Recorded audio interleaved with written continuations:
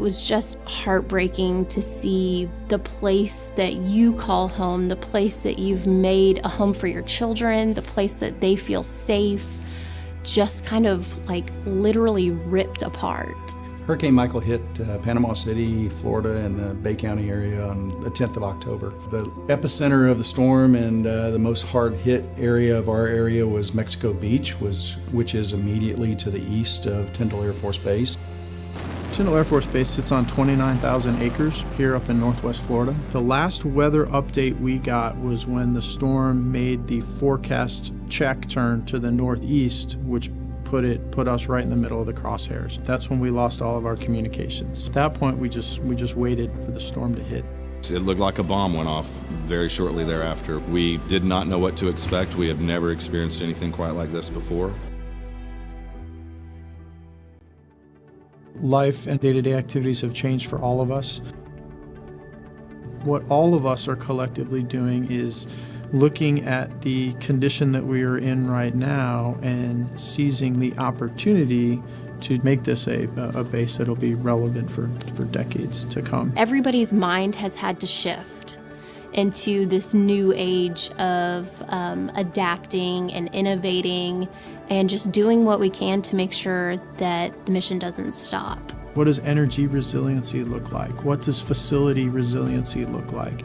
How do you rebuild your IT infrastructure in a way that takes advantage of 21st century technologies? How do you build smart facilities? When we look at local communities that surround military installations, you need to look at what it's going to take to create resiliency in key and vital infrastructure, for sure. Certainly water, sewer, power, communications all need to be very resilient. Communications is a key. We had no communications for about 2 weeks, and when I mean no communications, zero. Technology is a vital dimension to the reconstruction efforts here in Panama City.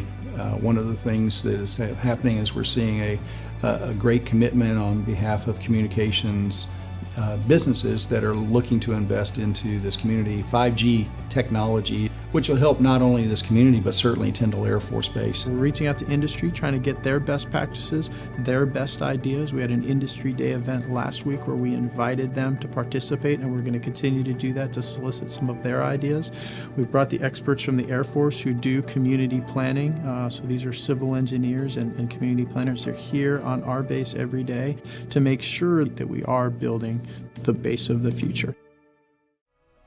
What we hear in the past from other natural disasters is it's a 10-year build-out for recovery, and we're problem solvers in Bay County. We're going to solve these problems quicker. We'll dive into these issues that we know we faced immediately and figure out solutions so when the next one hits, the next community can look to us for answers.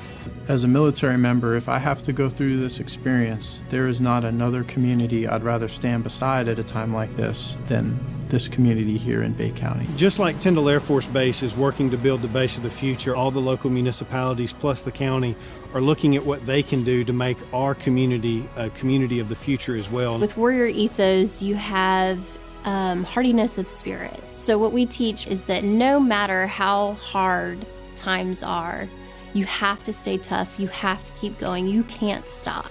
So sure, we were a great base October 9th, 2018, but what can we be in the future? So what can we take from here, learn from it, and make it even better for the people down the road?